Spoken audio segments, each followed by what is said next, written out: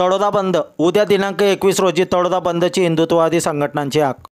तळोदा येथील हिंदुत्ववादी संघटना एकत्र येत उद्या बुधवार दिनांक 21 ऑगस्ट रोजी तळोदा शहर बंद ठेवण्याचे आवाहन केले आहे। बांगलादेशात शेख हसीनाच्या पलायनानंतर बांगलादेशी मुस्लिम समाजाकडून बांगलादेशात राहणारे हिंदू समाजातील महिला पुरुषांवर अत्याचार, धार्मिक स्थळांची तोडफोड करीत असल्याचे व्हिडिओ सोशल मीडियावर व्हायरल झाल्याने भारतातील हिंदू समाज क्रोधित झाला आहे।